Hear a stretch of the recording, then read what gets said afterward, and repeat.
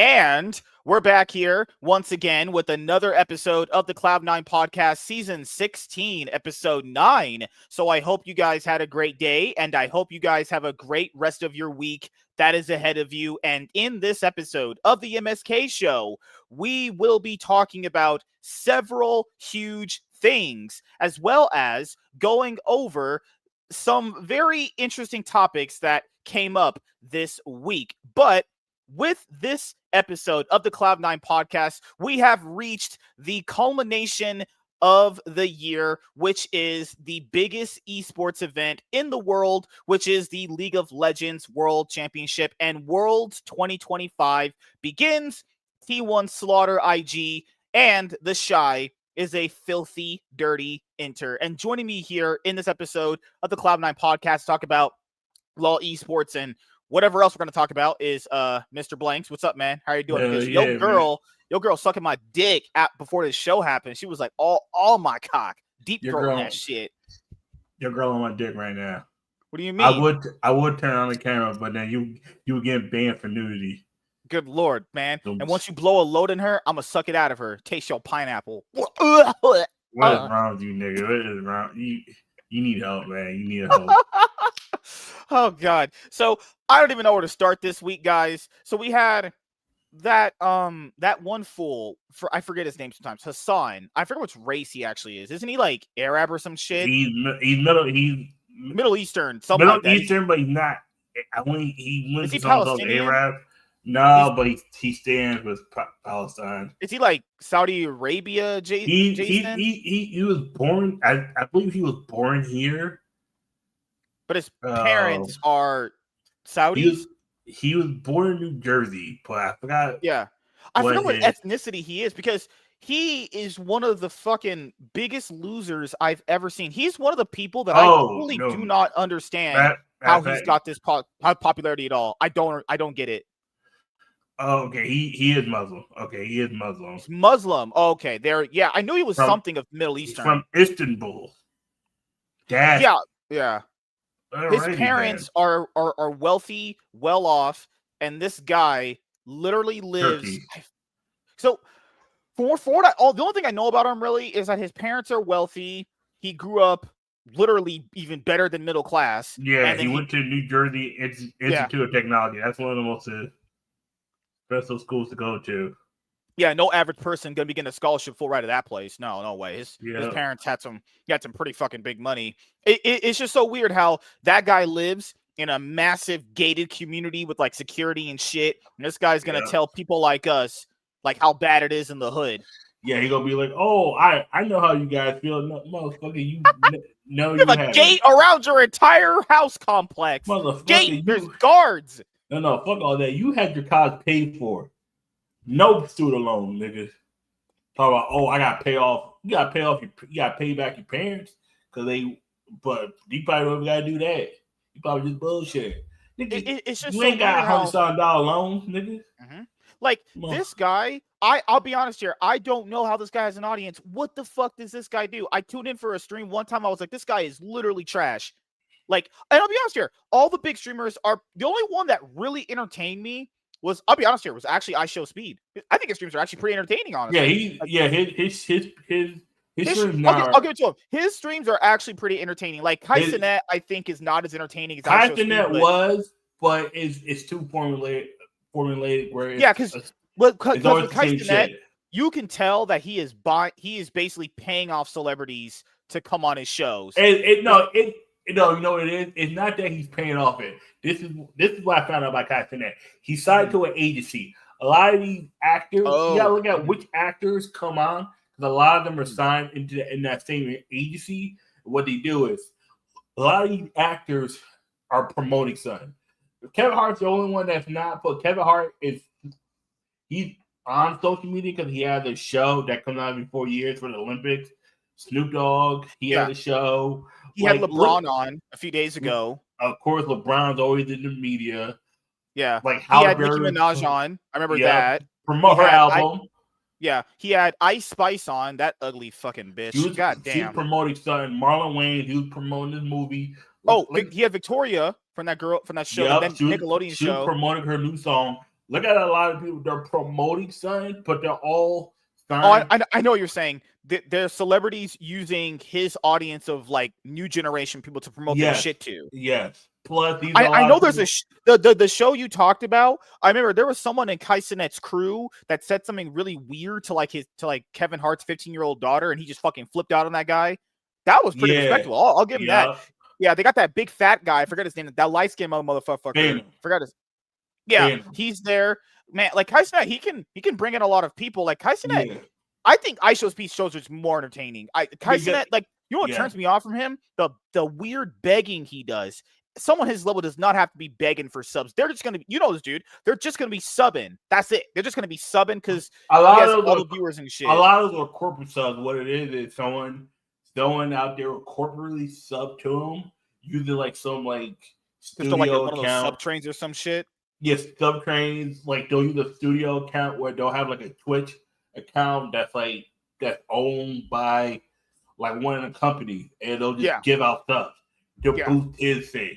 It's like, 500 subs, and it comes from some Mojo guy. That's probably some corporation guy that's using the company's money to pump money back into Kai to give Kai, because if Kai hits 1 million subs, that looks good on him. That looks good on the people that's paying him. That looks good on the agency. It's weird because Aiden Ross came back to Twitch, and then his chat was moving just as fast as Kai Cenat's, while he had like less viewers. And people, you could tell these are view botted streams. There's you could tell on Kick, Aiden Ross was getting view botted, or XQC or whatever. Like Amaranth came back to Twitch. She has a 10th of the viewership she used to have. I think her average now, even when she's playing like Marvel Rivals or Overwatch 2 or whatever that dog shit is, she has like 600 to maybe like 800 people though.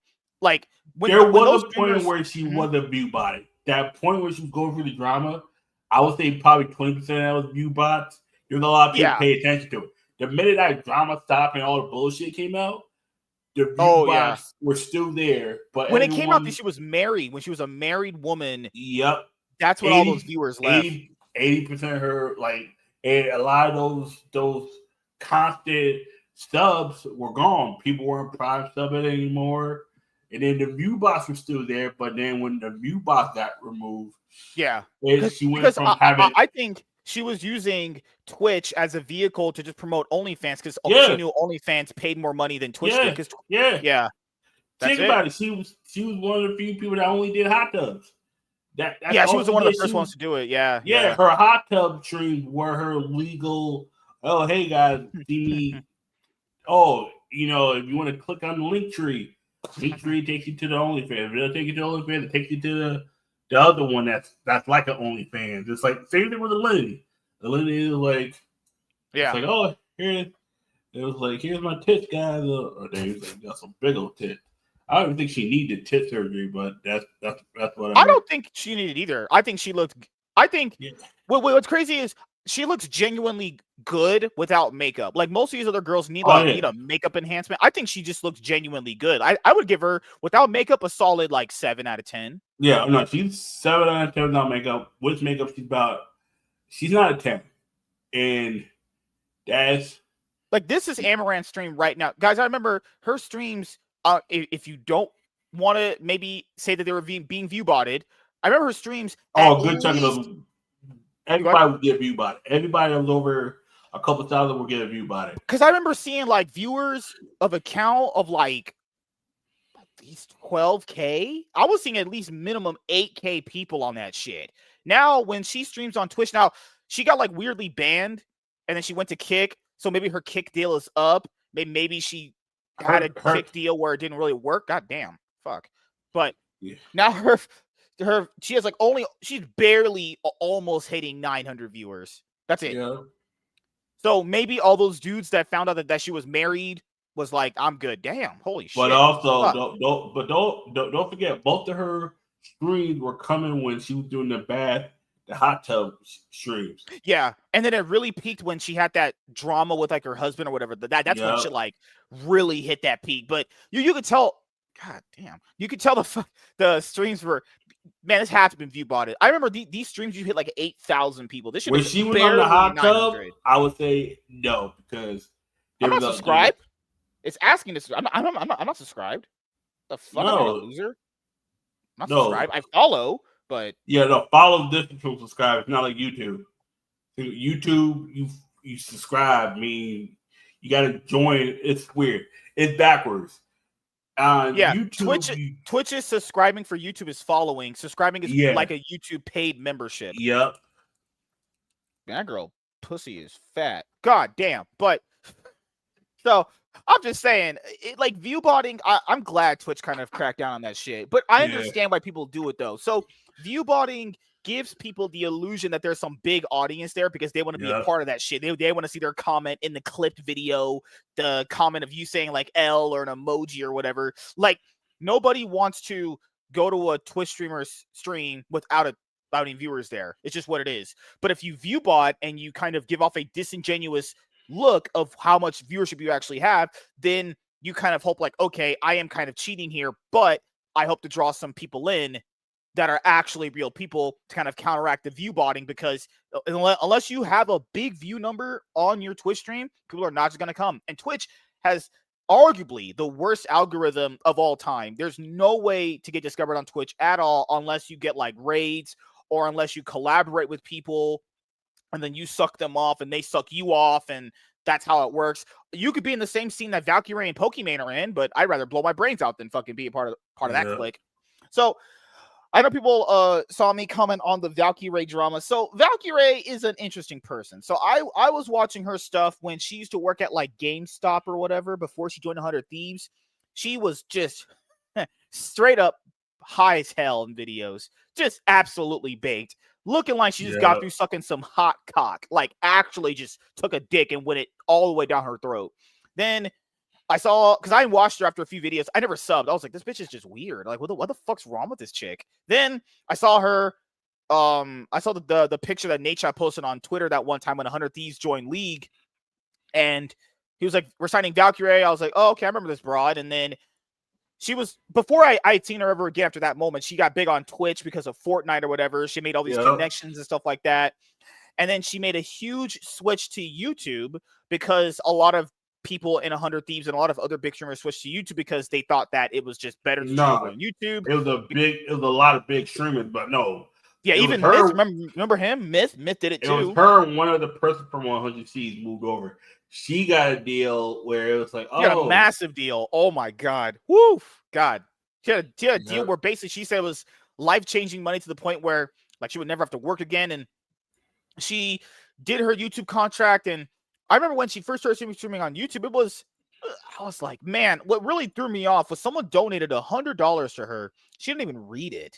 I was like, fuck, you donated $100 to a bitch, and she didn't even read it. I was like, I was so put off by that. And then this is when like Sykkuno came around, the guy that sounds like Ichigo. He's fucking hell. He was playing League. Goddamn, he should never have got a career in League. You suck, dude. You suck balls. This guy could barely. To be fair, he was playing Lee Sin, which you probably never play Lee Sin when you're new. This is a tip for all League of Legends players. When you look at those Lee Sin highlights that pros do, you can't do those. It would take you. Peanut said it takes 100 games to learn Lee Sin. Yeah. Don't play Lee Sin until you're like your brain works. At the minimum. The minimum you need 100 games of Lee Sin. God, he was straight up. That's like what new people try to play Guard. It's like if you're not experienced, you need at least 35 to 50 games of Guard. Like there are certain decks and Pokemon that you just cannot pick up. Yeah. And so Valkyrie had a lot of controversy. So one of them that I didn't really follow too much, so I can't really comment on it. But before I go over that, so basically her YouTube contract ended. She went back to Twitch like a lot of these other people did. I mean, Pokimane didn't really make a switch to YouTube. She just mostly just stayed on Twitch. I never really bought into all these like paying for these personalities and shit like that. I think it was just kind of a waste of money. I think that's what Twitch wasted a lot of their money on, is just like paying all these people to just stay on their platform. It's like if they don't want to stream here and they'll stream later, just whatever, right? But no, it was good. It was good. It was good. It was good for a moment. Mm-hmm. The issue was after, because you had Mixer, you had Facebook Gaming come up, dude. The DSG, the owner of DSG, got a contract to stream exclusively on Facebook Gaming. I don't know how many times he streamed there, but I never really saw that guy stream there. Nah, but he made a shit ton of money because Facebook paid him up front.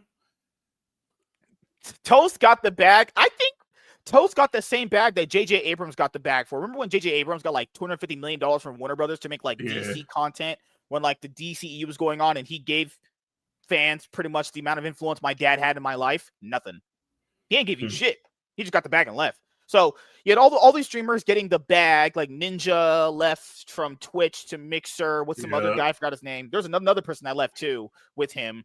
So all these guys eventually ended up going back to Twitch, or they just kind of multi-stream because that's like the meta now is to multi-stream or whatever. So Valkyrie had this like lipstick drama that happened where apparently she was selling blue light. Yeah, I don't know the full drama with that. Apparently, from everything I've gathered, she was kind of selling fake lipstick or whatever.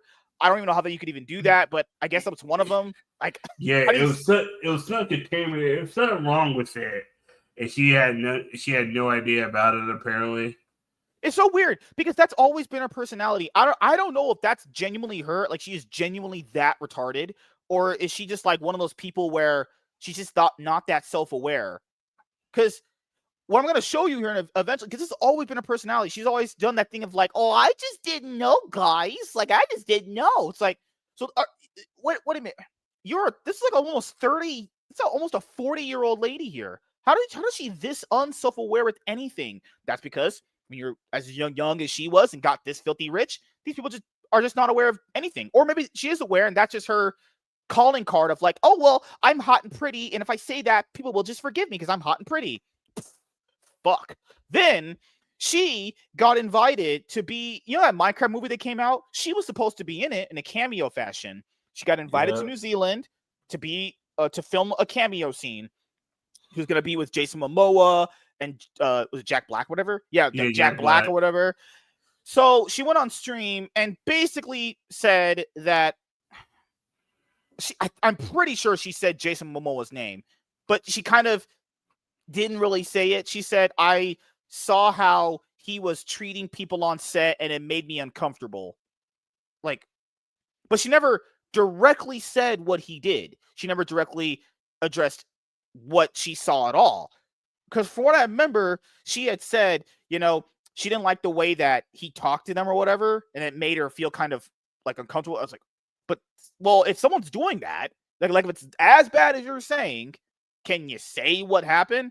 So, like when it comes to those stories, unless someone actually directly says what happens, it just is like, okay, well, that's just her story then. And then the Minecraft movie, so they kick her out of the Minecraft movie because Jason Momoa, Jack Black probably got her fucking knocked out of the movie because they didn't need her anyway. Now, I'll be honest here.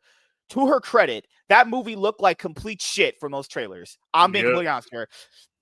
Now, if that movie had completely failed at the box office and didn't do jack shit at the worldwide box office, she would have had a massive W there, but she didn't. And to be fair, movies don't really make profit now at the box office. They actually barely even break even, if that. Minecraft ended up being Warner Brothers' most successful movie of the year. Now, I'm not from the generation where Minecraft became big in gaming. Now, I remember Laps telling me that Minecraft is huge, and I was like, I don't know, man. Those trailers look like absolute shit. But he was right. It's one of the few movies I was actually wrong about. But I'll be honest here.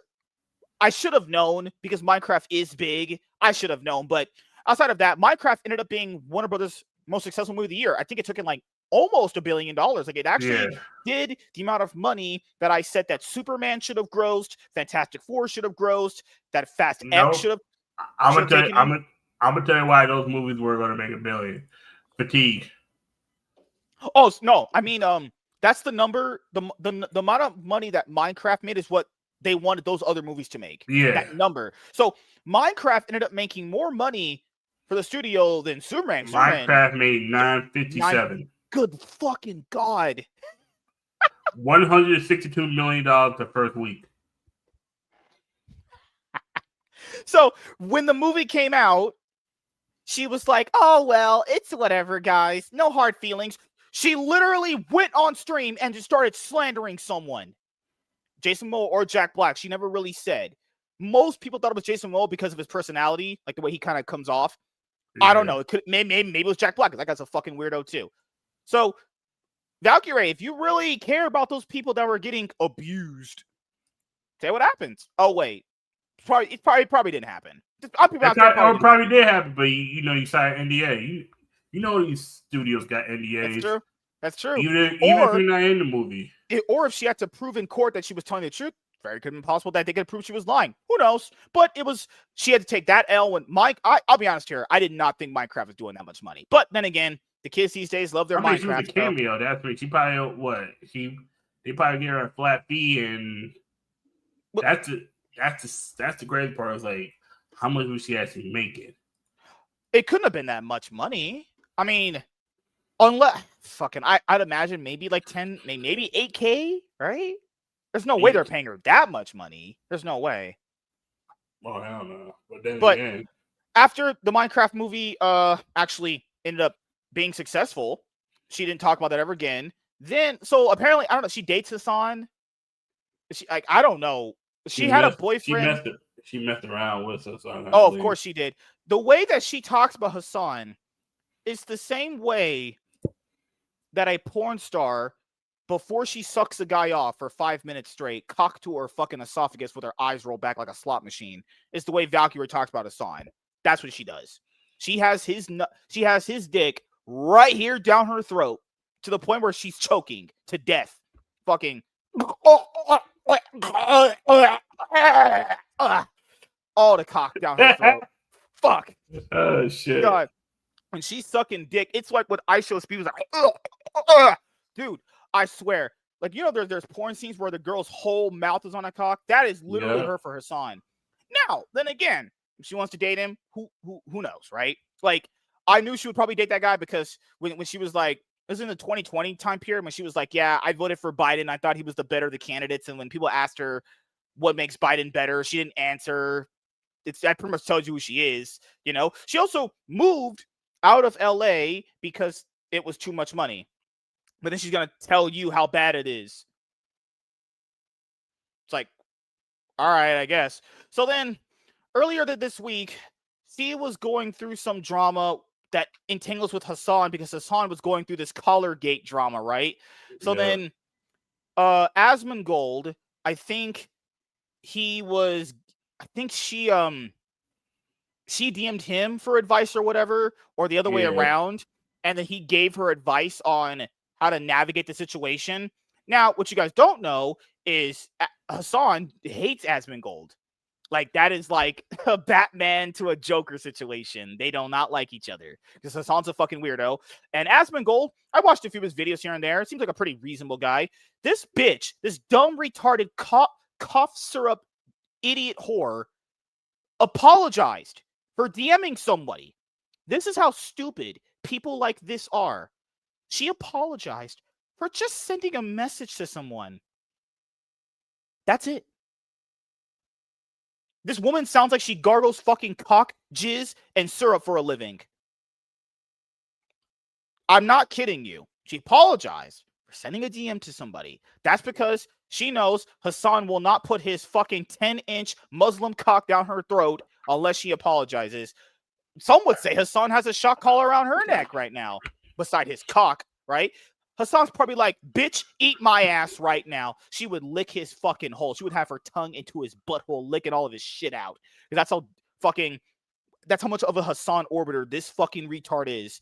I can't wrap my head around this. You apologize for sending a direct message, and then the person helps you, and then you shame that person because you just go wherever the wind blows. That's what she does. And she's always did this. Hey, the chat will go, hey, Valkyrie, what do you think about pancakes versus waffles? Oh, I think pancakes are good, guys. But like the chat will be like, no, waffles are better because waffles are better. And she's like, well, you're right. Waffles are better. Well, what actual opinion do you have? Do you have a real opinion? At least your fucking retarded terrorist sympathizing boyfriend has opinions. Don't like any of them. At least he has real opinions. She has no opinions. Her opinions will change tomorrow. If she got sponsored by Donald Trump to say right-wing shit, she would say it because these people have no souls. They legit have no souls. See, that part I disagree. I don't know. Aiden Ross did it too. Aiden Ross had Trump on his kick stream. But the issue is recently, go ahead. The issue is Aiden Ross actually likes Donald Trump. Most of these people are left-wing, Because I remember Aiden Ross recently, he was like, I really shouldn't have collabed with Trump. It kind of divided my audience. But that guy does the same shit she does. It's always, wherever the audience says their opinion should be, that's what it should be. I don't even know what the person even genuinely thinks anymore.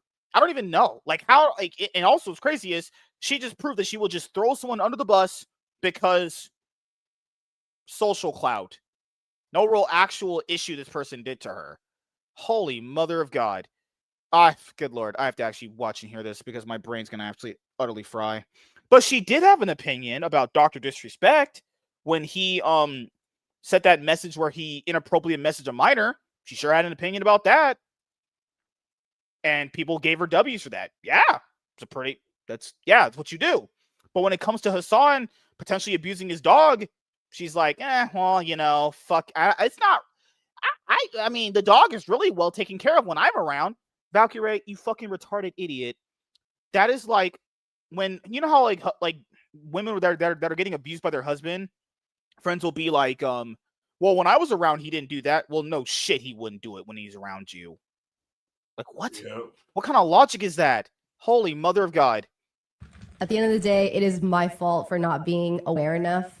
And I apologize to my community. I'm done. Aware enough for what? You sent Asmongold the DM first. What do you mean you weren't aware enough? This is the playbook she always does. Every single time she is in controversy, she says this. I can name you 5 instances where she does this all the time. I just didn't know enough, guys. This is an almost 40-year-old woman that was talking about adopting a kid. Like, you want to smash this bitch? I'll be honest here. I probably would too. But I would. But you're not fucking her because she like smart. You're fucking her because she's pretty. Like, I just can't. If people want to say women are smart, yes, this woman was actually talking about adopting a kid. This woman was trying to be a mom. Completely just blow my brains out. Holy mother of shit. It was probably so hurtful and so jarring. You willingly did this. You willingly did that. Whatever your community just said, you willingly hurt them. Hurt internet people. Sure you did. I'm under a rock, and that's my fault. So I think everyone, including myself, should be more aware of, what's going on in the world and what people are saying. I just like, it is my fault at the end of the day. That is my fault. It's literally no one's fault but my own. I'm not. Come on, this is over a DM. Check she's DMing like Hitler or something, or Stalin, or like Jeffrey Dahmer. But to the other side, Asmongold is like that. You're right. Of his views. Yeah. I just aware enough, and that's on me. Wait, you're a good role model still at this point. What is she a role model for? When people role model for what? She sits down and talks in a microphone. Role model for how? I guess. I don't think so. I would say Pokimane, I guess. People say she's a role model. People are role models. These are the worst people to look up to. If this is these are, I would say, like, how would I put it? Like back in the day, people looked up to actors a lot. This is kind of like that, but in a much different way. No, it's the same exact way. Well, it's different a little bit because you have a more of a direct connection to them, I guess, through streaming. Yeah, but it's the same exact way. Yeah. Go ahead, my bad. It's worse now because you have that direct access to them. We're gonna go over that in just a moment. I have that one. Don't worry about that. I don't think I am. I think I have a good job of recognizing when I do mess up and accepting that and being okay with it. But and it's all good. It's all like I hear you guys. I see you guys. You're right. You're so right. And it is 100,000% my fault for not being aware enough. And I need to be more proactive in being aware of people and what's going on. You didn't say that about Hassan abusing his dog. Well, I don't know where any of that came from, but sure. In this world. Listen, guys, even when it's happening to me, it is 1,000% okay to hold people accountable for actions and mistakes. Okay. I think that the biggest discourse is seeing, like, I feel like the community is split. Like, some people are being too harsh, some people are not being harsh enough, and it's like I see you. Okay, it is a good thing, and because of that, this is over a DM sent to another human being. This lady is acting like she DM'd fucking Harvey Weinstein or something. I was able to do like a deep dive. I was able to leave my rock and see and be more aware of it. And you know. Oh my god, just shut the fuck up. Just your mouth looks better with fucking Hassan's jizz down your throat. Holy fucking shit. So the woman who apologized for saying for real, no cap on a stack. Oh, let's talk about that. This lady, which I didn't fault her for this, but then I faulted her after before she did after. So she said bussin' no cap for real, for something like that, some real gay cringy shit. Then she thought it was funny, which I guess it is if you're 15 years old. A mod told her this on stream. He said, Valkyrie, you're not black enough to say that. Literally word for word what this guy said. She's like, I should apologize for that. I can't do this. No actual opinions at all from this lady. That's all she just said, bussin' no cap. And the one person, a single mod said, yeah, you're not black enough to be saying that. As if like that mod just didn't say some incredibly racist shit right there. But no, the mod is fine. We can keep the mod right, Valkyrie. We can keep him. No, he has to apologize. Fuck. Has now apologized for talking to Asmongold after he helped her navigate the drama. Never helped the weak. They'll be the first to turn against you. Asmon's a good dude. Tired of talk. I mean, hey, I haven't really watched Asmongold's content like that, but I've not. Even when I have, I'm not saying anything super bad from him. But yeah, this lady's a fucking piece of shit. Fuck her. She can go fucking take Hassan's dick and shove it all the way up her ass. Holy shit. Anything you want to say? Nah. You heard the bustin' no cap thing? Remember that? Yeah, I remember that. I'm like, first of all, she's not even black. Like, what the fuck? Isn't she God, Filipino or something like that? Yeah, she's Filipino, I believe. Yep. She apologized because one person in her chat said she wasn't black enough to say that. As if the mod himself didn't say. The mod literally pulled a Joe Biden. You're not black enough unless you vote for me. But no, the mod doesn't get banned. No, he can keep him. No, fucking, what a stupid bitch. What an absolute retard. But you know what's even bigger of a retard is Cutie Cinderella. She is stupid herself. She dates this retard named Ludwig, who also Ludwig, who recently got C9 Mango into trouble, but I don't really fault that on him. I really fault that on Mango, honestly, because Mango's a fucking moron. I'm gonna tell you what. It's both. Mango for getting too damn drunk. You gotta blame Mango on getting drunk. Ludwig for enabling it. Ludwig for even inviting him, and then enticing him to drink more while he was already drunk. That's the part you gotta blame Ludwig. You knew he was harassing people, you still let it happen. Mango, I'm not even kidding, man. Mango should get, like, he's about 80% of the problem. Ludwig is the 20% of the problem where you're like, yeah. No. 100%. And didn't you say Ludwig kisses dudes or whatever, or I did it at one point? It's like, man, your fucking boyfriend is gay. Fucking, it's like that reel I sent you of that guy who was like, man, my girlfriend broke up with me because she caught me fucking a dude, but I ain't gay though. Okay. All right. To be fair, but unless he called no homo, right? If he called no Diddy before, then, you know, Cutie Cinderella, who's an eternally just one stupid dumb bitch. Just what if L's this lady's taken is insane. I mean, Amaranth's husband, I will say, put her on blast about a few months ago, where Cutie Cinderella on Twitter will be like, I'm above it all, guys, because she does this virtue signaling stupid white girl shit. I'm above it all. I'm blah, blah, blah, blah, blah, blah, blah. And then Amaranth's husband, just a few months ago, put her on blast. DMs were leaked and everything. She is not above everything. She should talk a bunch of people when she says she's above drama and all that other bullshit that she does. That's not true. I mean, I don't know why anyone would believe that, but don't act like that. Say you're about all these things, and then in DMs and private, then be a different way. Because 9 times out of 10, guys, it's probably always going to be that way. It's very rare that someone says they're all of that and not actually doing it. She virtue signals out the ass, and it is so cringe. Like her streamer awards, when she was trying to, I think I watched 10 minutes of one, the very first one she did, where her and I think fucking hell, it Pokimane was there. Yeah, their host or Valkyrie or whatever, and they were trying to be funny. I'll be honest with you guys, women aren't funny. I don't have enough women be saying women are not funny. I think the only woman that's really unintentionally made me laugh retardedly is like Melissa McCarthy.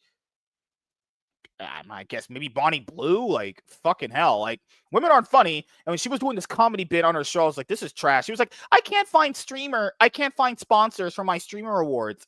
Nobody wants to, cutie. No one wants to watch streamer awards. Okay, no one wants to sit there watch a bunch of weirdos like you jerk each other off for 2 hours straight, being like, oh my god, this person's so great. Kaisenet is so great. They don't call out I Show Speed. One time, I Show Speed was playing Valorant on stream. A girl came in, the voice chat, and then he literally said, is that a bitch in here? He said, literally, we got a bitch in voice chat?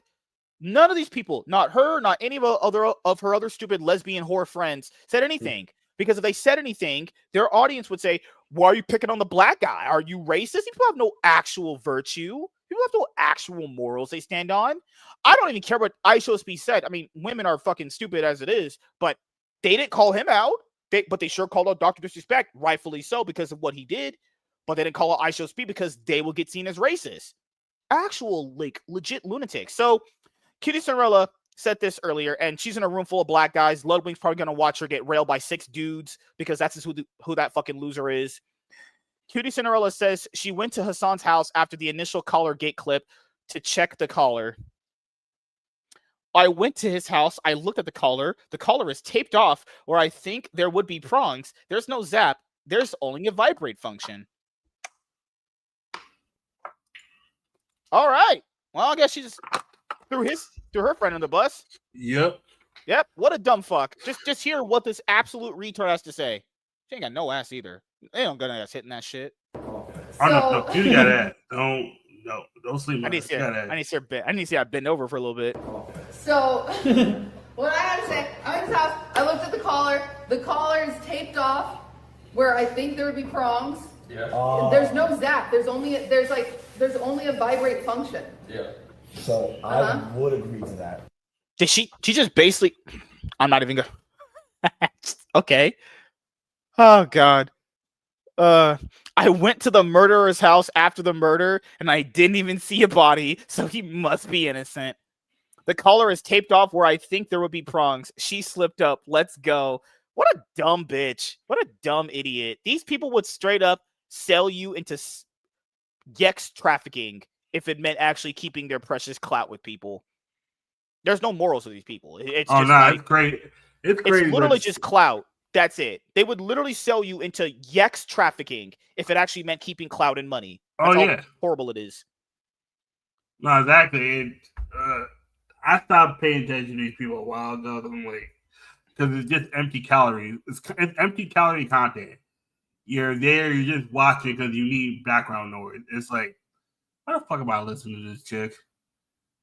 It's like literally half the time if I'm watching her because I'm playing League or I'm playing Pokemon and I just need something in the background and I don't want to watch an episode of something. Pokimane does it too.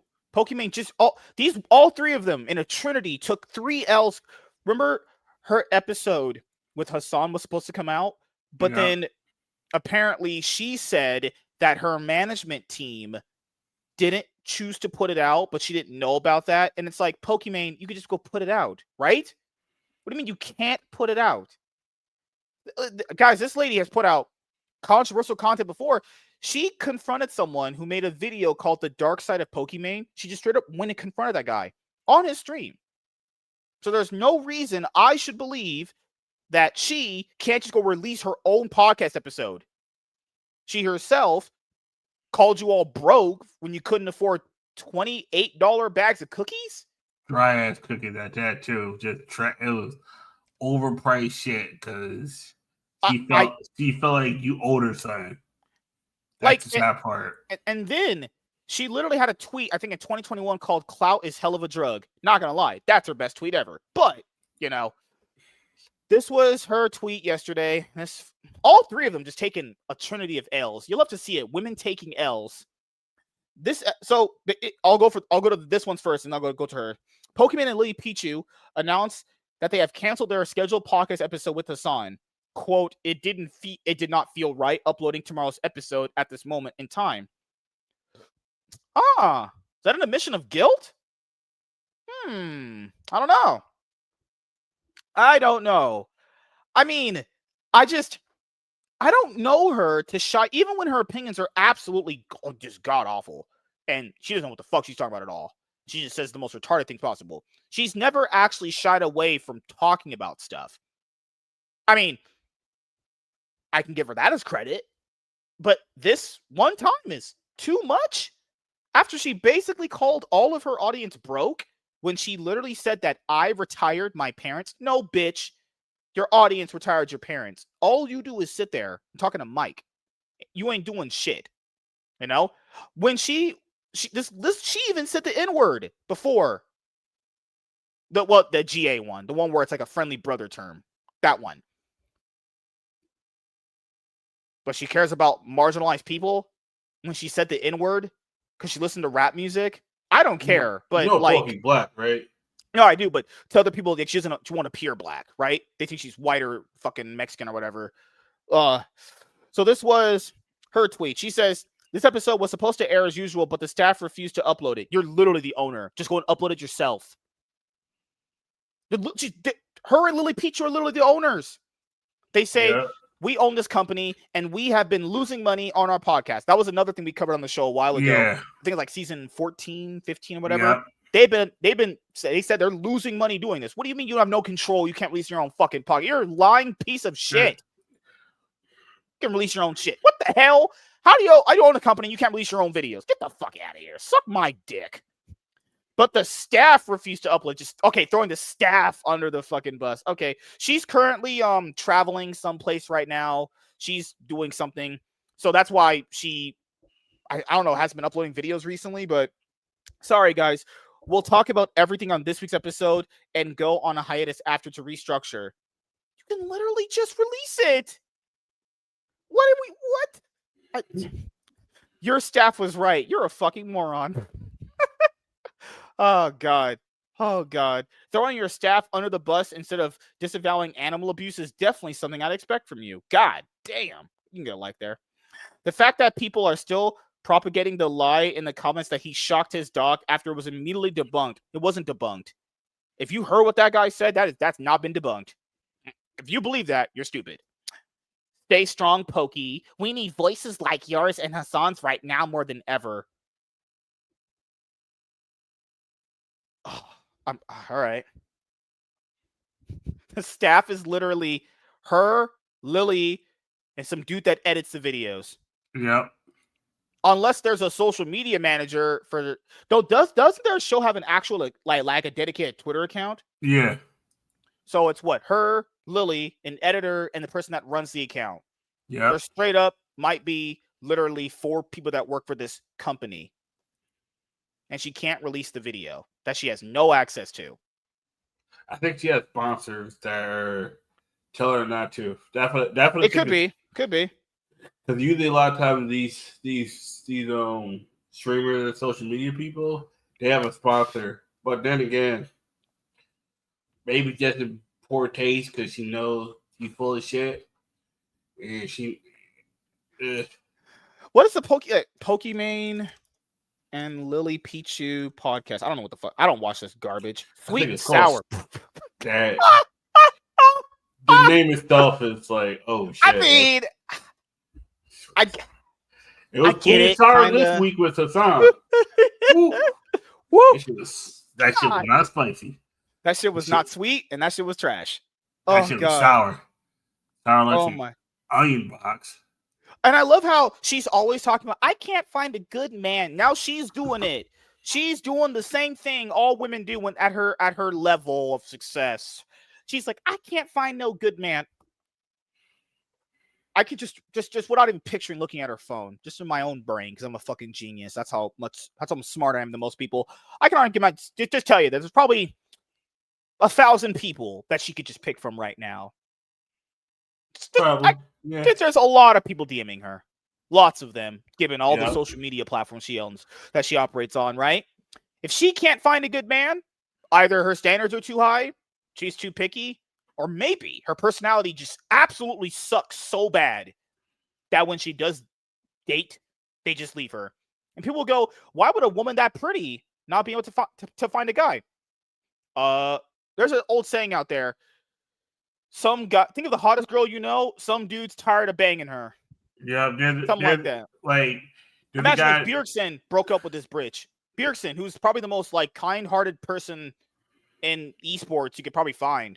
Didn't want. I can show you a pretty woman, and then I can show you a man that's sick and tired of banging her. That's what happens. Bjergsen got tired of banging this broad because Bjergsen probably banged all the brain cells out of her. That's probably why. But just if she's saying she can't find a good man, that's because she's a retard. There's no way a person of her level that has all these options can't find a dude. There's no way. She is a liar, and she's not telling you the full story. And she went, oh, woe is me. I can't find a good guy. Oh, fuck off, stupid bitch. She had a guy, but he threw that away. Because any guy, I remember she's saying that she would be in Ubers and guys would hit on her, but she's like, I'm not interested. It's fine if you're not interested, whatever. But don't tell me you don't have options. Like, that's stupid. She's acting like she's one of us, like a common dude walking the street. No, we don't. Well, not you guys. Well, not me, because I'm not like you guys. I have options. I'm joking. So, oh god. So this is her show that she has with Lily Peach. I don't watch none of this garbage. I'm not even subscribed. But avoiding drama. This is just obviously a lie from just the title alone, because this tweet proves otherwise. I don't know what any of this garbage. So Pokemon has a red flag. Who watches this? The views are pretty okay, I guess. They release an episode once a month? Yeah. That's it? I'll be honest, if this isn't successful of a business venture, because wasn't she doing offline TV? Or she left that or whatever. Yeah, she left that. I don't know the reason behind that. Maybe she thought she was bigger of a brand herself to just, be by herself. But I don't know. If you can't make... It's because, this is interesting. They're probably watching that show, but they're probably not listening to what they're saying. They're playing it, just hearing it. Like, why would I want to hear her opinion about dudes? Like, is Mac basically... Oh, my God. Oh, God. Oh, God. Kill me now. What's up, King Styles going on, man?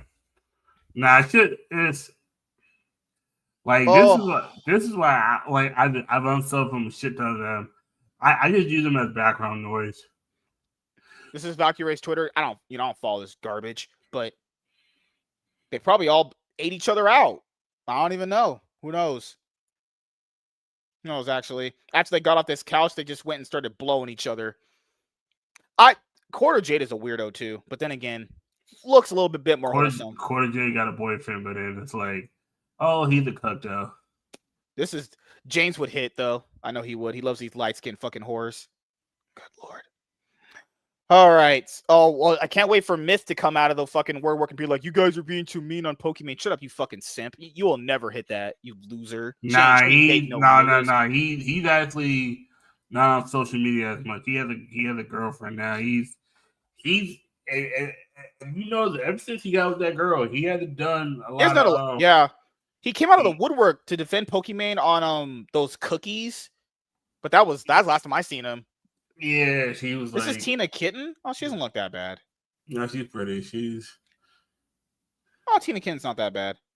I'm doing good, man. I'm just chilling, letting him cake off on his ranch. Because I'm not gonna lie. I don't give a fuck about these people anymore. I think at one point I did, because it was like, okay, it was like I was getting back into the social media grind. I was like, oh, these motherfuckers got nothing to them that I actually give a shit about. That's the sad thing about a lot of these people. Like Admiral is cool. The thing about Admiral, he's too weird. He's like people say, oh, he's relatable. No, he's not. He's too fucking weird to be considered relatable. I think what my thing is, he's not socially aware enough. Is like how did he not know that there? You know, how he said this fucking dead animal came out of his attic. Yeah.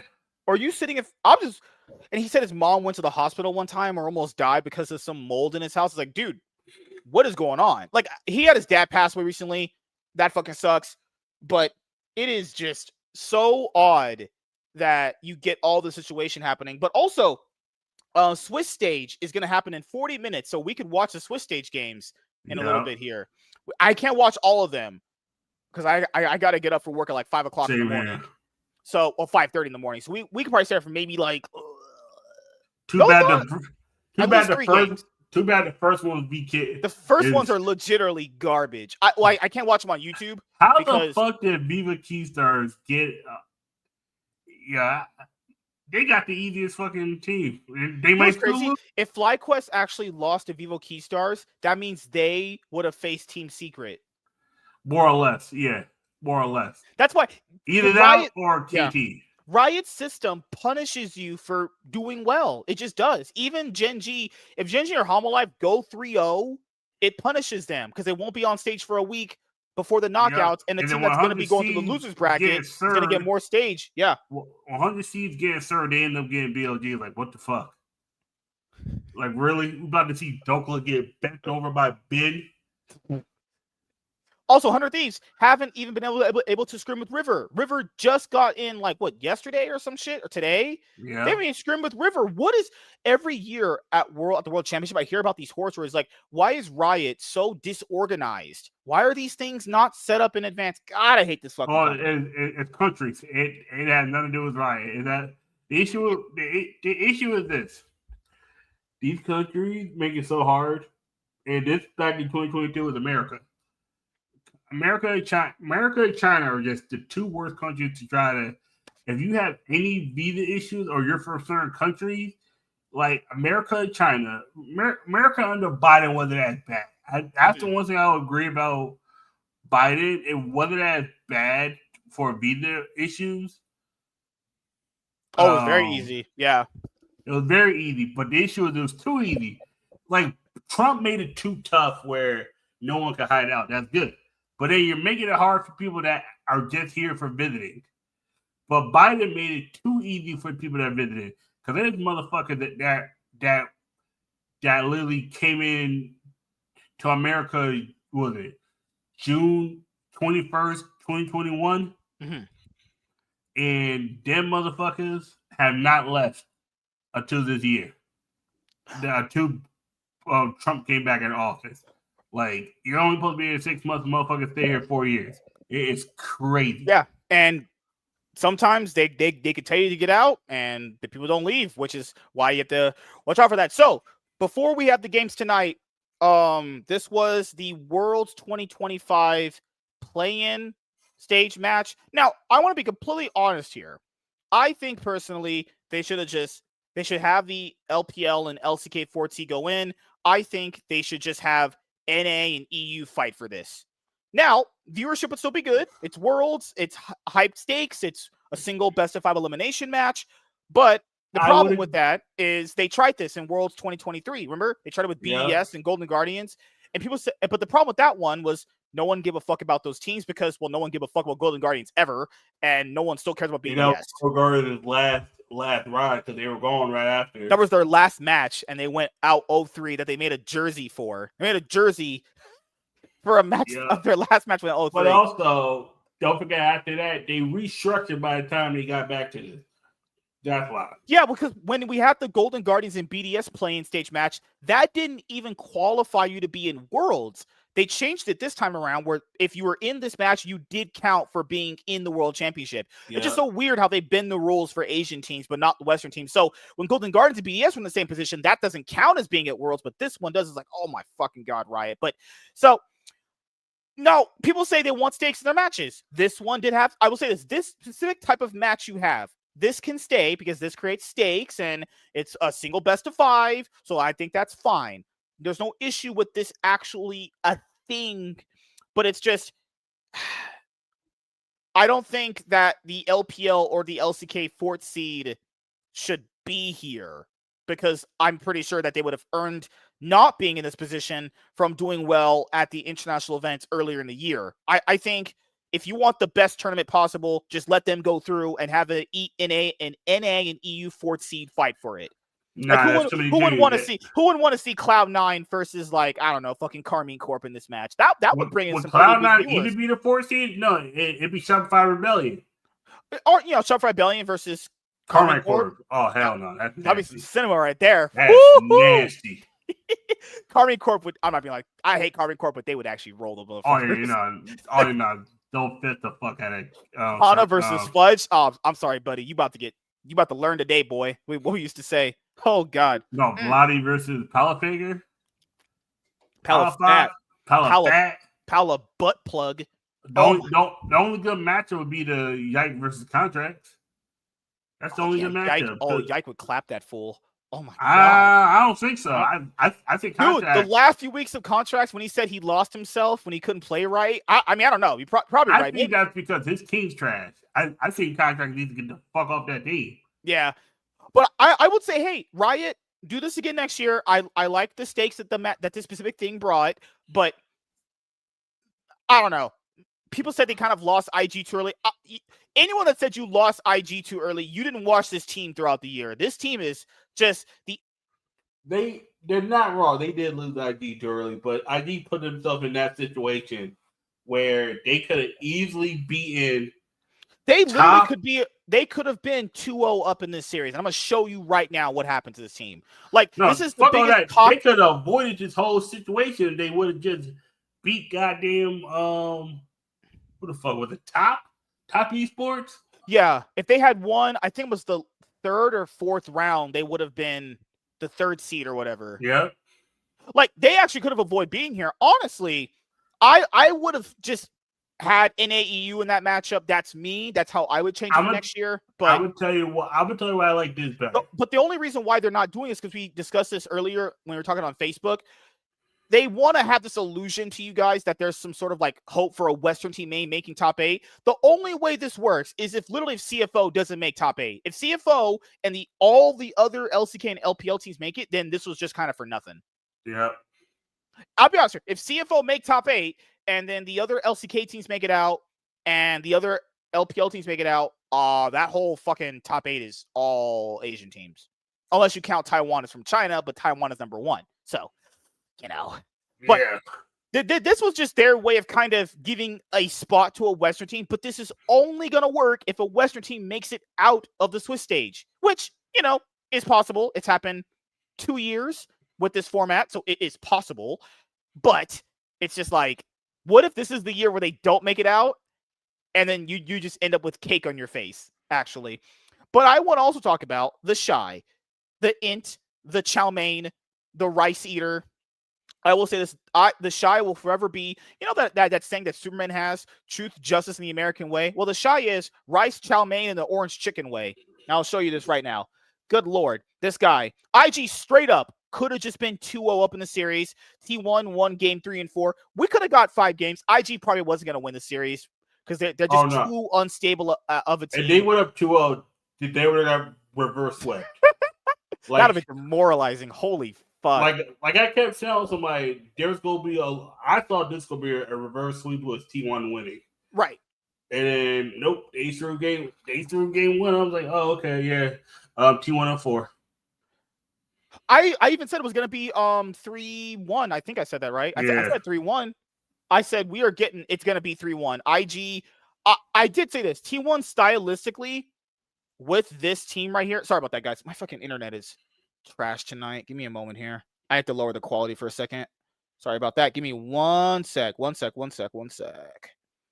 Good Lord. Fucking Spectrum is so trash. Yeah, Spectrum on a Spectrum.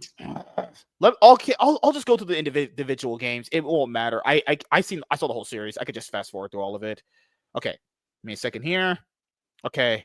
No, hold on, guys. Give me a moment here. Technical difficulties with being black.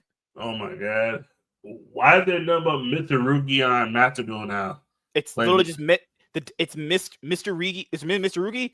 I did yesterday when I was playing Master Duel. It's literally just Mr. Rigi, Ryzel decks. Man, those things were just. I saw a deck that had Mr. Rugi, Ryzel, and Malice all in one deck. I'm like, yeah. I played against a Ryzel Mitsurugi deck. I gave it to him. I opened up double evenly matched. Even that wasn't enough.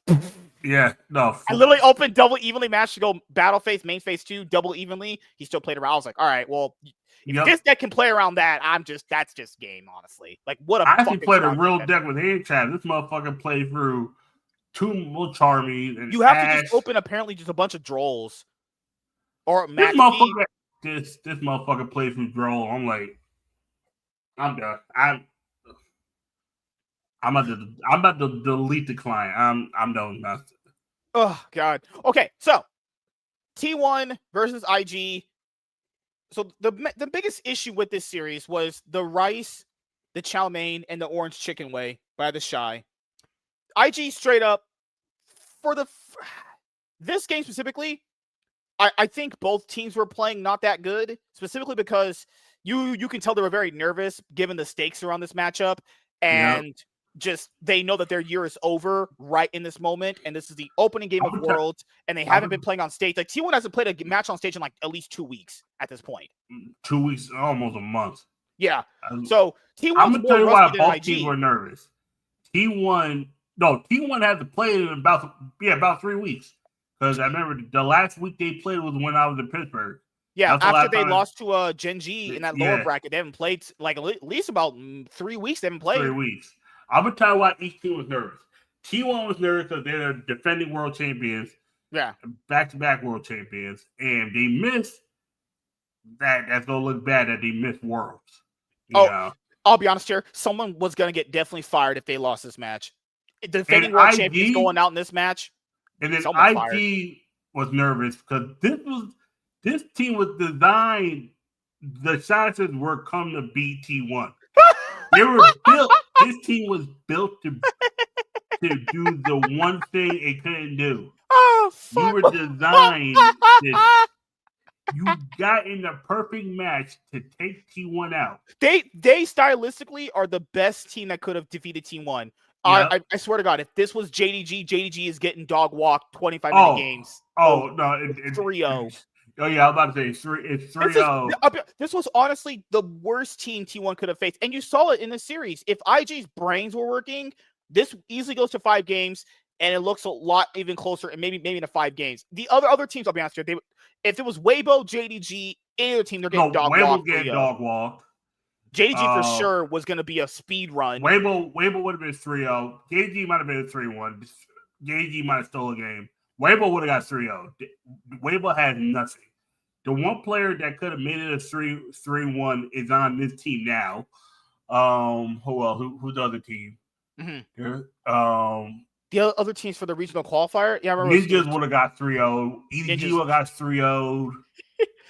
Like, literally, it's just IG. IG were the only matchup stylistically that had the chance at beating T1. Also, the players on this team have beaten T1 at international events, namely MSIs in the past, right? Mako beat T1 MSI 2015. Gala and some other guy on the team, I forgot, beat T1 at MSI. Oh, they beat T1 at MSI 2022 or whatever. Now, Mako's counts more because MSI 2022 was some jank fucking shit, honestly.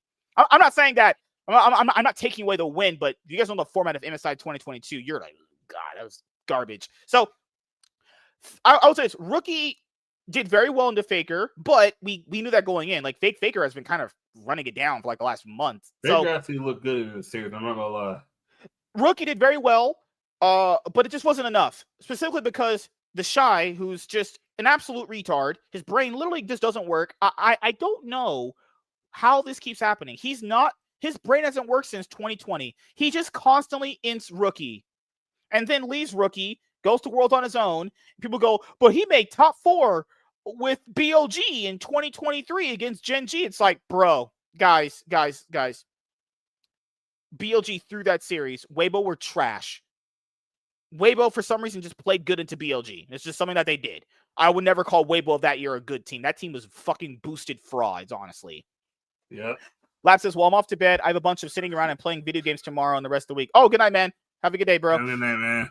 So this game primarily comes down to this very last moment. Look at just what the Shy does.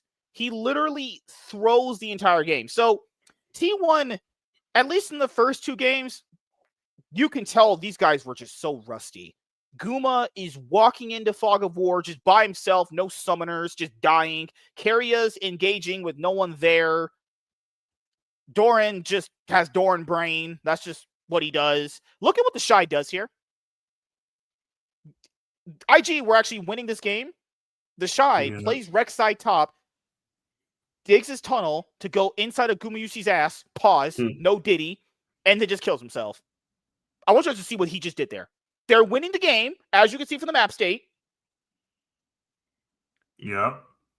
This guy, if someone said this was match fixing, I would believe you.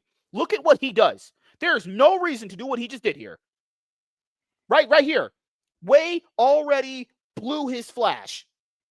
So Wei already blew Gumayusi's flash. Take the win. Just go to Baron. Why did he go under the turret? What? Guy got PayPal'd or some shit. What? And then what's worse after this is IG don't go, wait a minute, our top laner's borderline retarded. We should probably back up. You know what they do? Faker does the best thing he did all this game. He seismic shoves 2 people right here that are on vision. Rookie and Gala are the carries, and they're on vision, and they both got hit by a seismic shove. What are you doing? And then Mako just pops his all for just no reason. Man, just out here throwing air balls. Just, oh God, they just, the nerves. That's just, these 4 they just nervous. The Shy's retarded. I don't know what the hell they just did there, but the Shy just inked the whole game away. So people said, well, since T1 was gifted this game by the Shy, that means they would have started 0-2 against IG. Probably true, but they still also won game 3 and 4, so it at most should have been 5 games. So the Shy throws IG's chance to win in game 1, and then, well, we get a commercial break of an ugly, disgusting black bitch looking at me. So Jesus Christ, man. God, man, I don't know black people can swim. What the hell? And another one of these Nigerian animals looking at me. Good Lord. Relax. Relax. Jesus Christ, man. You get this black at them with your nappy ass hair. I'm white. What are you talking about? You black as shit, nigga. Your nappy ass head. I will say this: Faker played this game very well. He's, he still got people. As I say, he still got it a little bit. He was that college performance was great. Too bad Gumayusi was ran the whole game. I want you guys to see what he did. This man, you knew he got sucked out by his girlfriend before he came over here. This man absolutely just straight up trolled the game. There's this moment here where it's near the tower toward the end of the game. Yo, oh my God, this is the worst thing I've ever seen from Doran. This is horrible.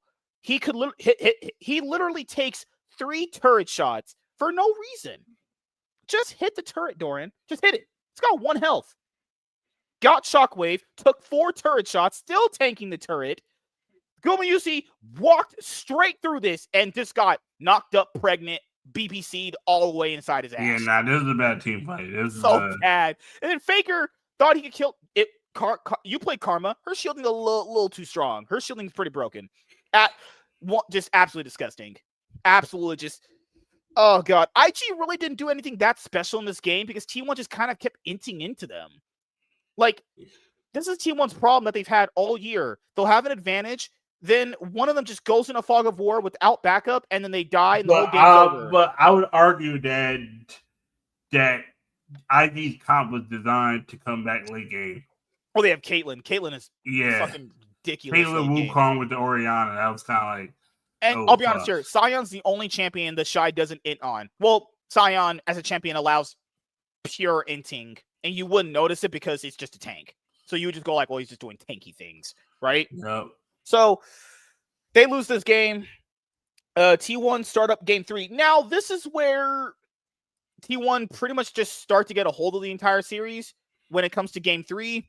Like, you kind of knew they were going to lose game 2 because their comp is just way worse. And, well, when you got just people, that's what they call them, Guma Brain. When you got Guma Brain, don't work. Game 3 is where things really break open. So T1's comp, Faker laning phase I think this was the worst game he played. This was the worst one. This Annie performance was pretty bad. But I will say that Owner really became the MVP of the series with this game. Owner took over the game on Xin Zhao. Gumayusi played very, very well on Yanara. Doran actually had some really great engages in this game. And this is the problem with IG. And I would know this if you watch their games, because you would know this by watching them all year, is the Shy is broken in his brain. This man, I swear to God, was forcing every fight known to man. He wasn't even, like, hitting the right targets. Like, there's some of these fights that were just absolutely disgusting. Like this one right here, where Wade took out Faker, and I don't know why Owner gets Xin Zhao. Anytime this guy has Xin Zhao, he just 1v5s the whole game. Remember last year when we had James on, where he was choking off, remember how he was sucking off Faker like he sucks off Patrick Mahomes, right?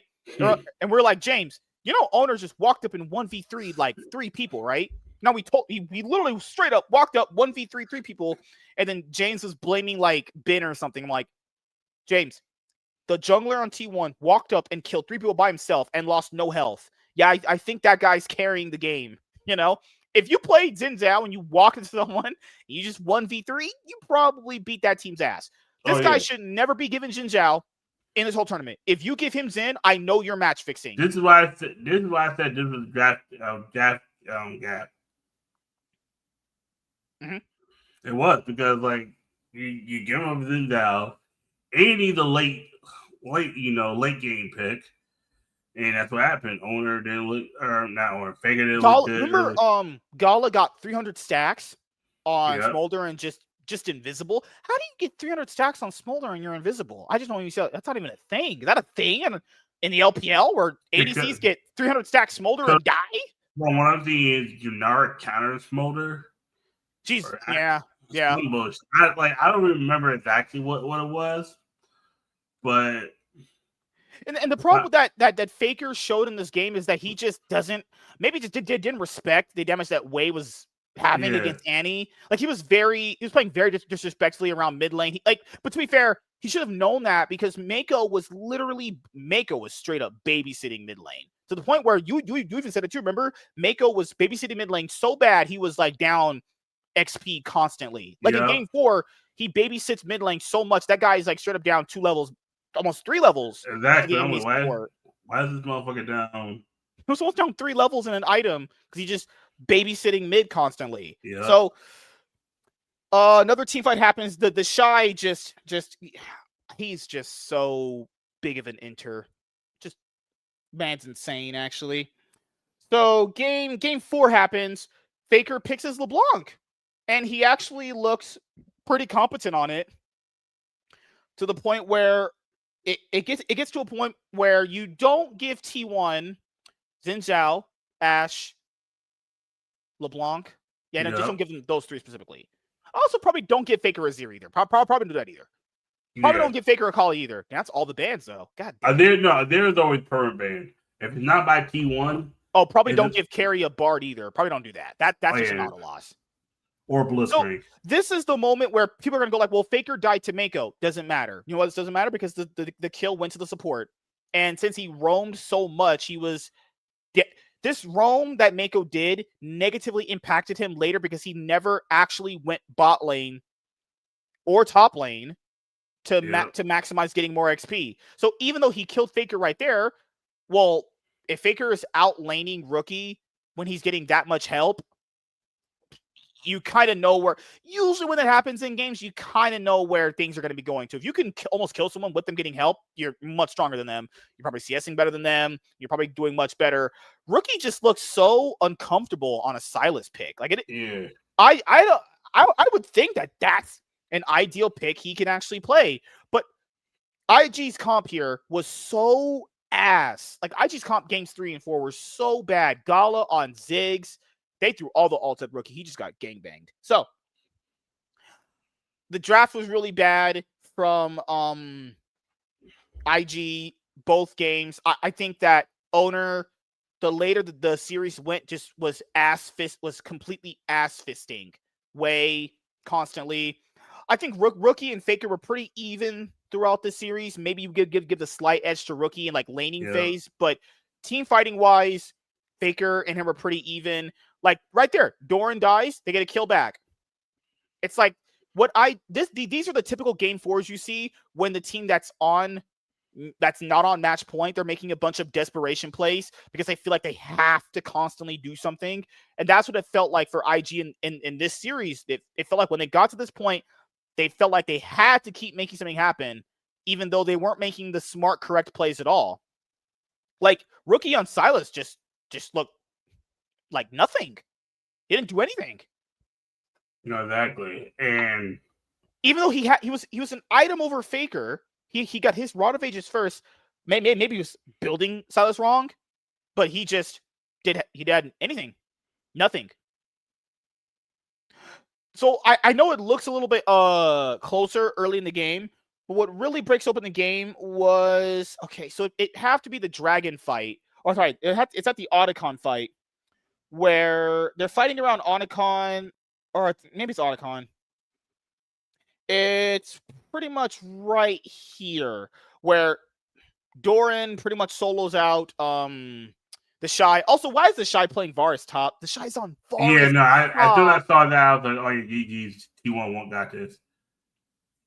And just look at that. They have no damage. They have no damage here. They have no damage and no tank. Yeah, they killed Faker. It doesn't matter because there's nobody that can deal with Ashe. People like, well, Ziggs can. Yeah, sure, Ziggs can deal with her. Yeah, sure he can. Not in this comp, but also Ziggs can't deal with Ashe because LeBlanc. If Ziggs steps up, LeBlanc's W chain, 2 chains. Ziggs that was always 2 levels down. Damn near. It feels like, I don't know if this was because they had felt like they got pinched in draft or whatever, but it really feels like in this game specifically, they felt like they had no other champions they really could have played.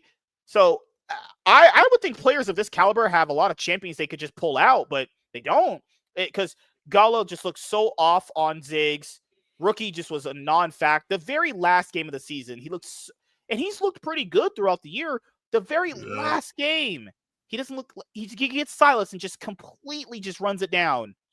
The Shy, he's just a fucking rice eater. He just eats trash. Good. I'm sorry, buddy. Gala walks into the bush on vision, and just kills himself. Like, good Lord, good actual God, good literal God. And this is what really broke up the game right here. This point. So Owner just showing he has just balls of steel apparently. So Doran and Owner go to take out the Shy because he was pushing up too far on Varus. 2v3, and Owner does the darkness and then immediately shoots back in to kill Gala. Just no fear at all. Just putting his whole nuts in his mouth. Just all his salty Korean nuts. Owner, I forgot, Owner had something built that he was able to get healed. He was healing. I was like, because Redemption didn't get nerfed on this patch. So Redemption came in. You have Redemption. Redemption healed him a lot. He also had this Nocturne build where he was just getting a whole bunch of health back on his auto attack. Oh yeah, the health plate. Yep. Man was just also this Owner has been the true MVP of T1. I think throughout the entire year. If they're gonna win Worlds, it's probably gonna be because of him. Like whenever he gets a lead, this is how Blabber should learn how to play the game. You get a lead, you translate it.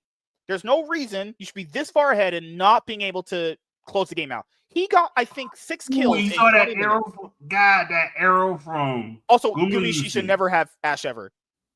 This draft from T1. Also, you know what's worse here? Rookie stole Orin's ult, and then because he got stunned, he couldn't throw the knockup back to kill Gumiushi. That's why he just can't play Silas, apparently. Why would you steal Orin's ult? That's the worst thing to steal. It was a good ult. The issue is that's not the right ult at that moment. You want to steal LeBlanc can chain you. If LeBlanc just chains you and you're doing the animation, it's gonna stop. You won't get the and then Gumiushi was just pressing. He was just pressing buttons for the life. I'm gonna copy that build. I usually do Kraken Slayer, Bloodthirster. No, I'm doing Kraken Slayer and Kraken Slayer and Phantom Dancer. Okay, Gumiushi. I see your Ashe build, and I will surely copy it. Yep. Gumiushi on Ashe was just disgusting. God, the fuck! Like even when they got a team fight, Even when Dr. gets deleted, look, we took out Gloomy Use here. All right, cool. Oh, because they had no target selection. The IG had no real actual focus on who was carrying the fight because T1's comp allowed Faker to kind of maneuver. He likes to play champions and maneuver in and out of fights to go back in, back out. They didn't know how to securely take down LeBlanc. They didn't know how to securely take down Ash. IG just fell apart in this game. And then this teleport came in. Oh, God. Yeah, God. Oh, my Gala. Faker called the bluff. And he called bullshit. What can he do? How can he escape? He's got a what? You're going to save with your W, but you're going to bounce yourself into her chains and she's going to fucking choke you out.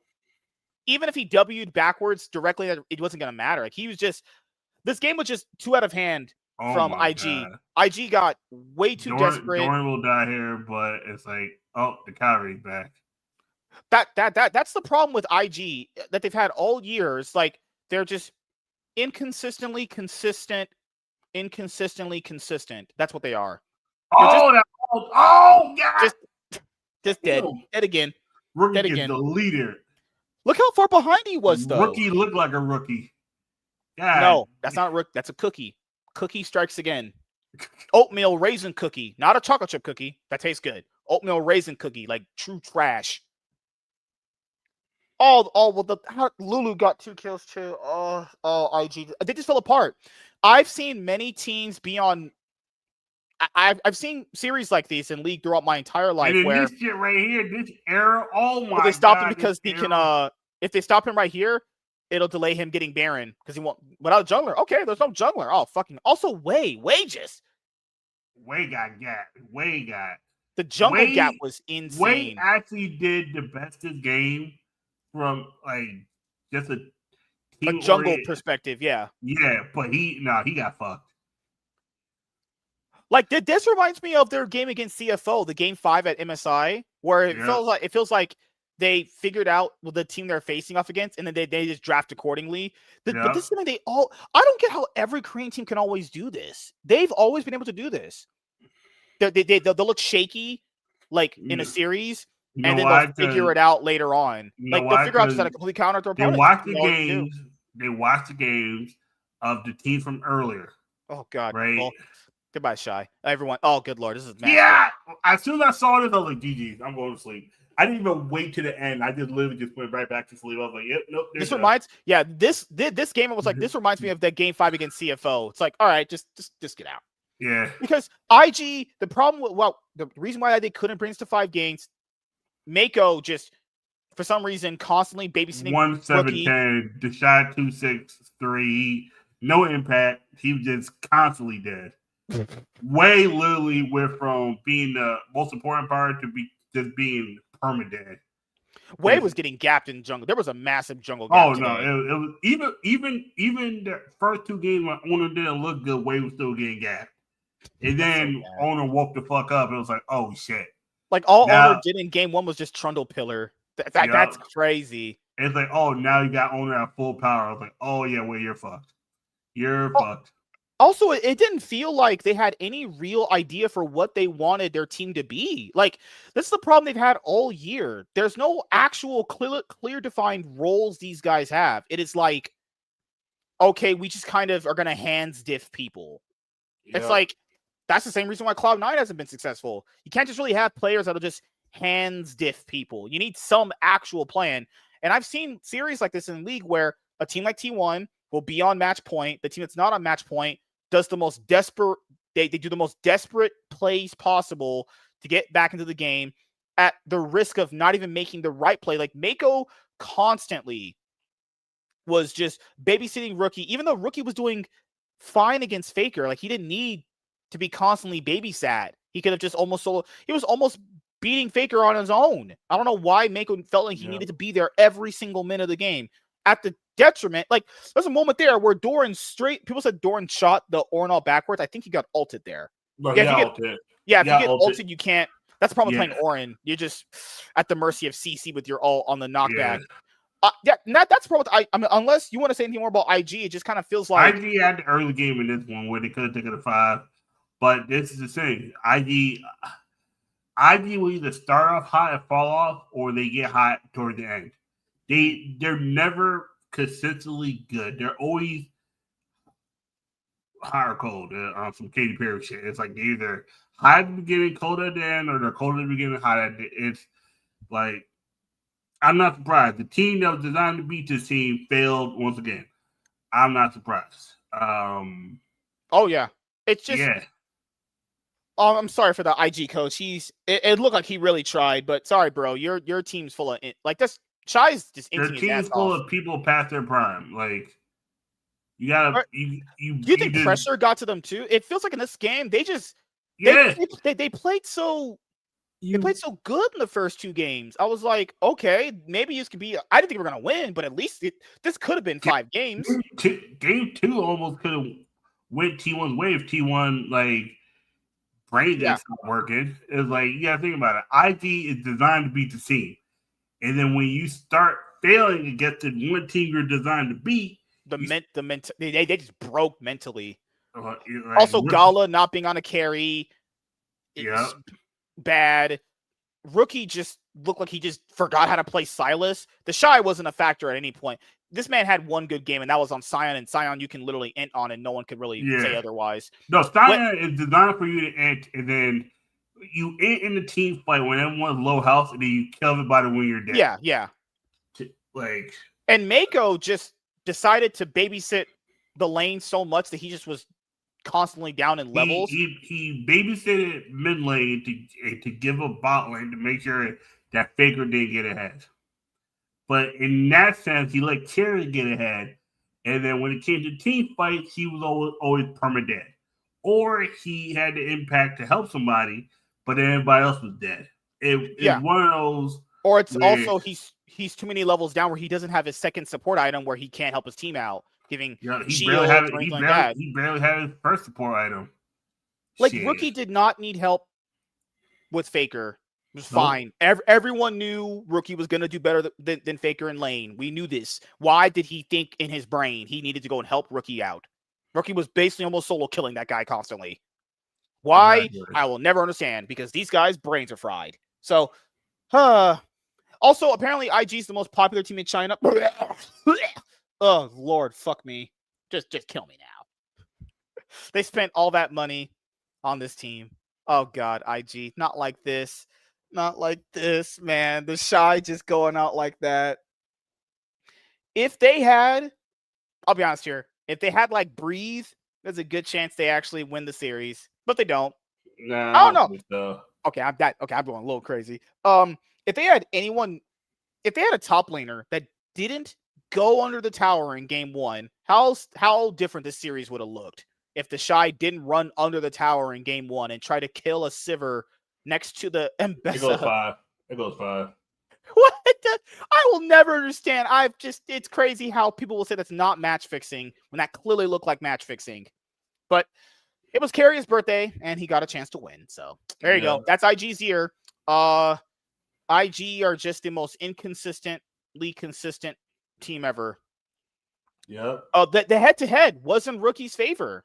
But before this series happened, and it goes to Faker now. People were hyping up Rookie versus Faker for years, and it's like, oh God, that's so bittersweet. God. IG. God damn it, man.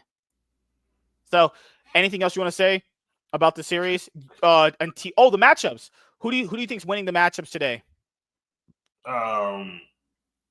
Their first one, that Keystar secret, that was the one match I'm like, God damn, why are these 2 bottom ass teams get paired against each other? I think that's their goal. Send out all the bad teams first because the viewership tends to go up later in the night when more people wake up.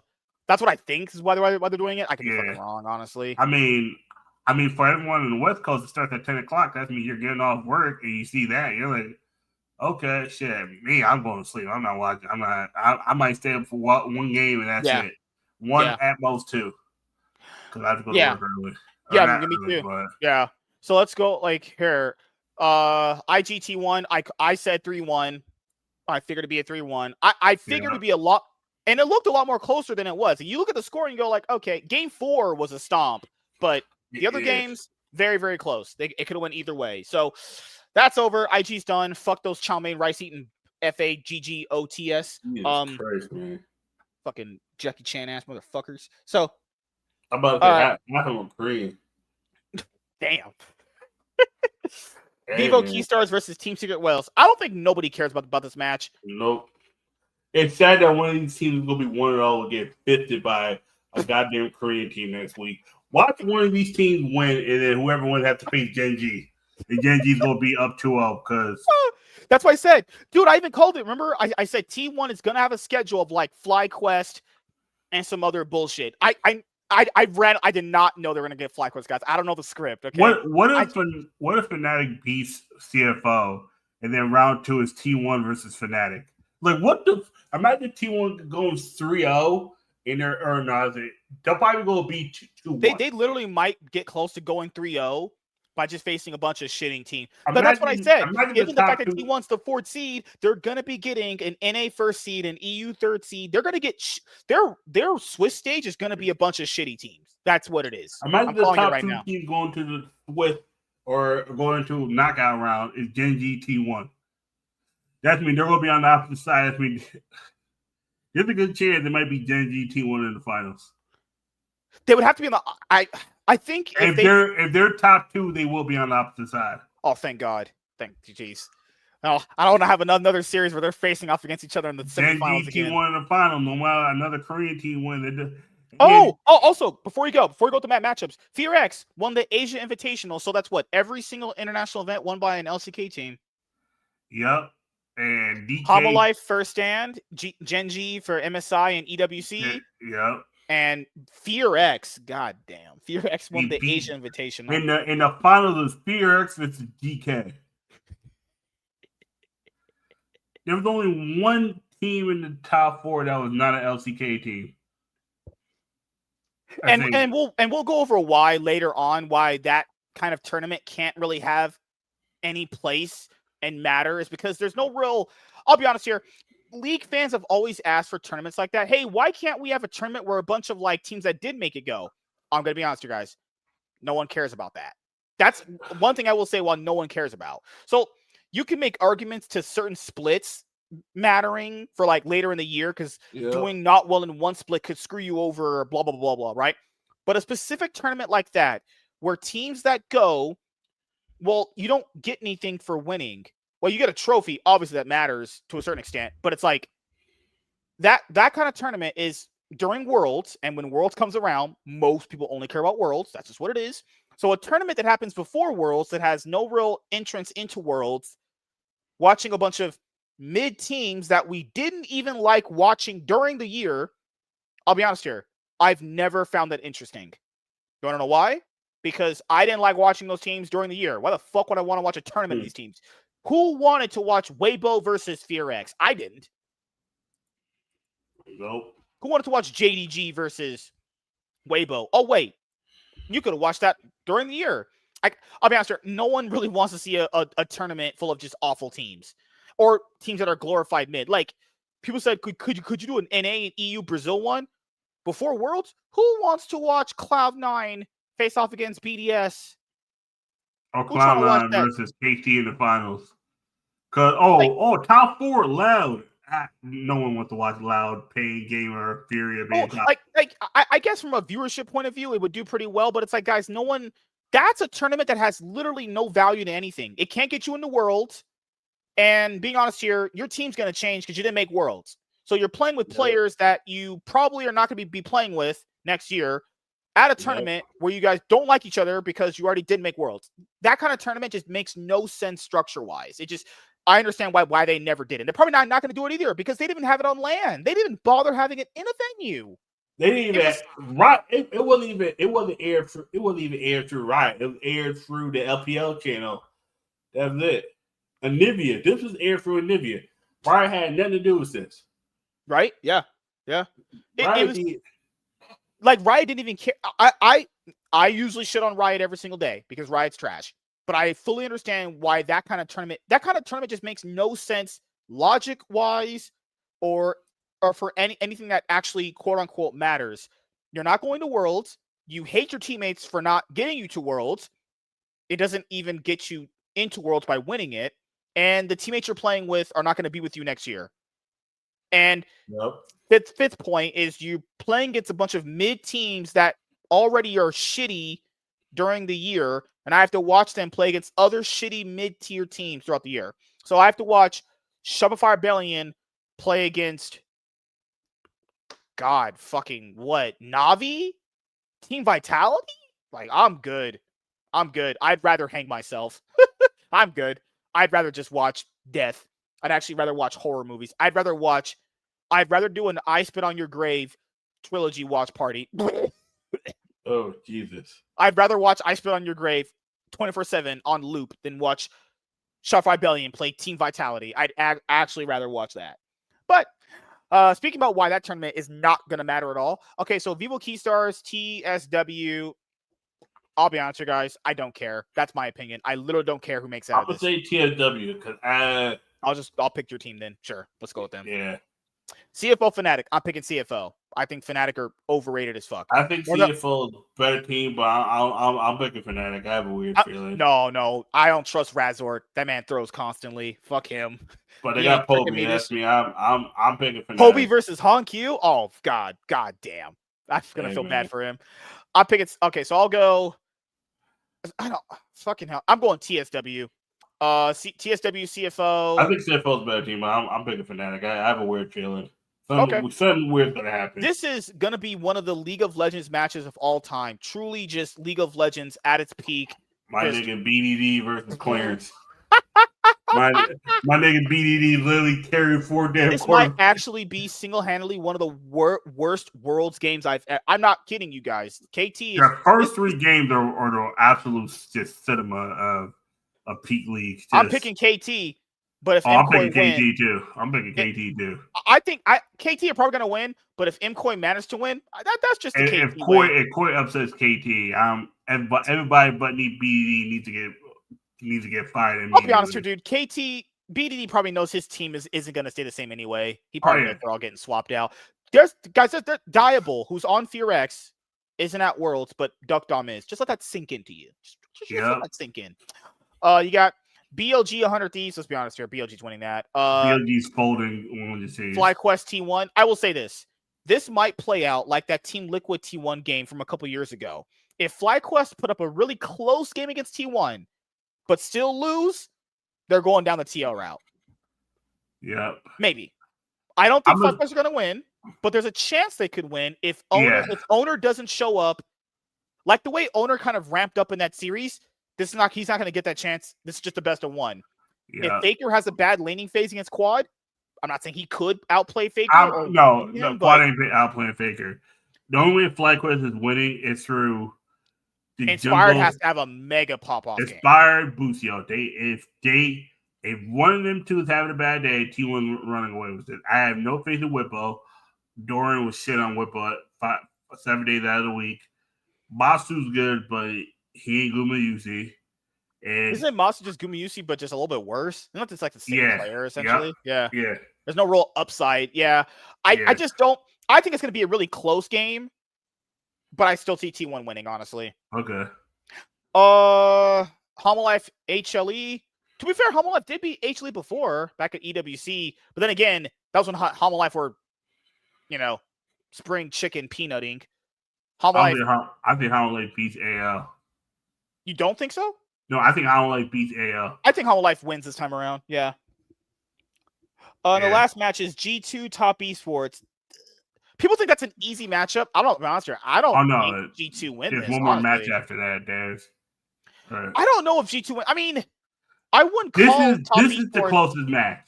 I think Homolife and G2 Top Esports, those are the two closest matches. Yeah. Besides the first G2 one. Beating Top Esports?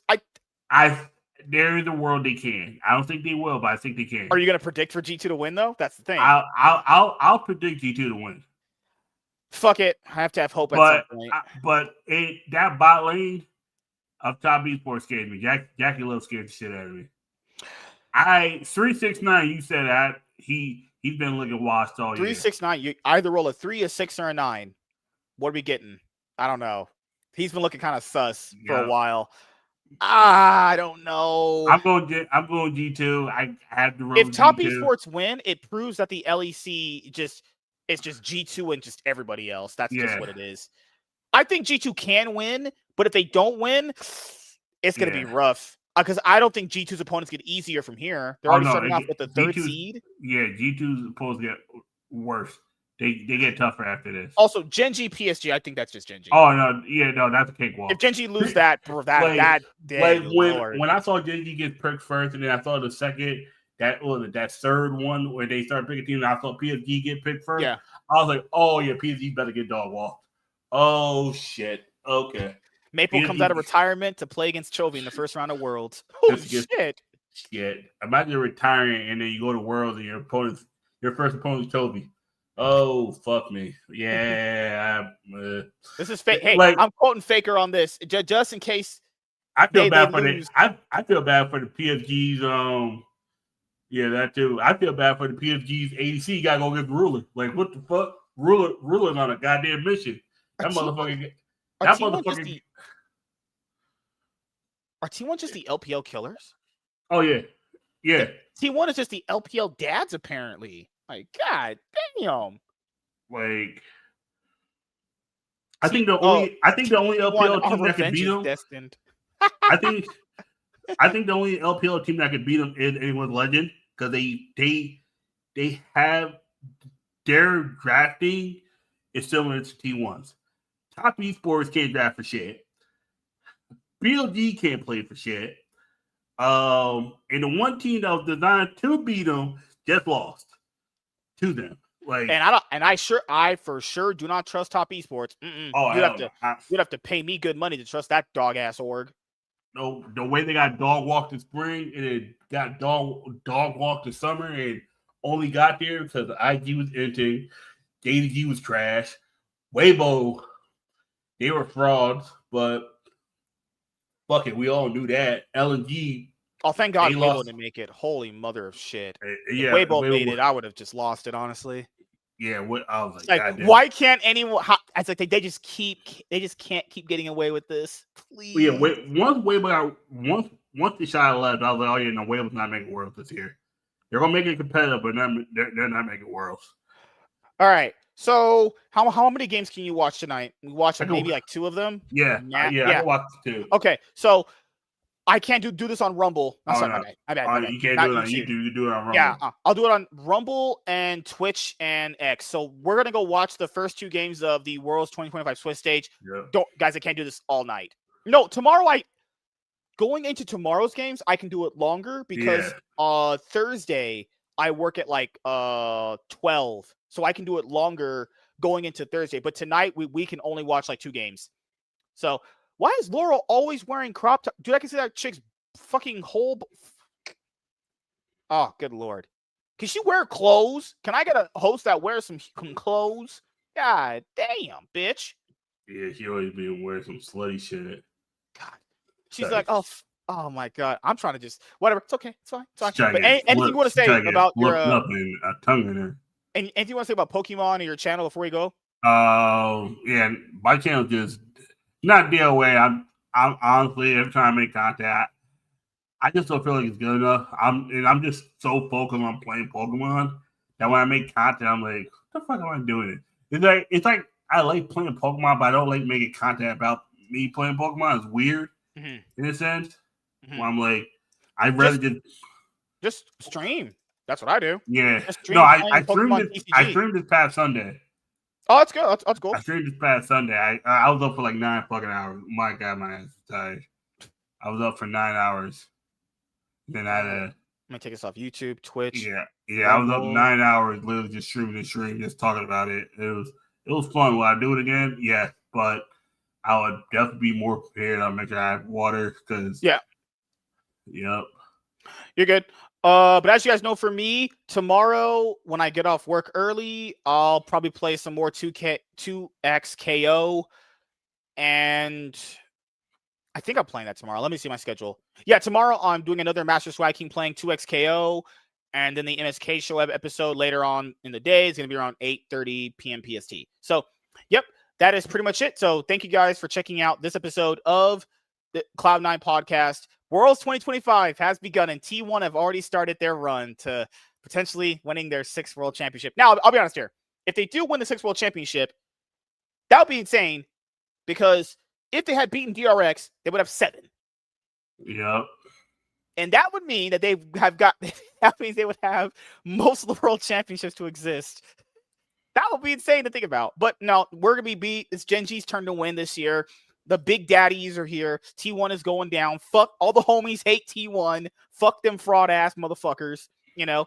Now, if we don't win, if we don't win this year, I might hang myself. I might throw myself off a bridge. You never know. I might be gone from the show for a week. I might have Chaz and David run the show for a week, honestly. Yeah.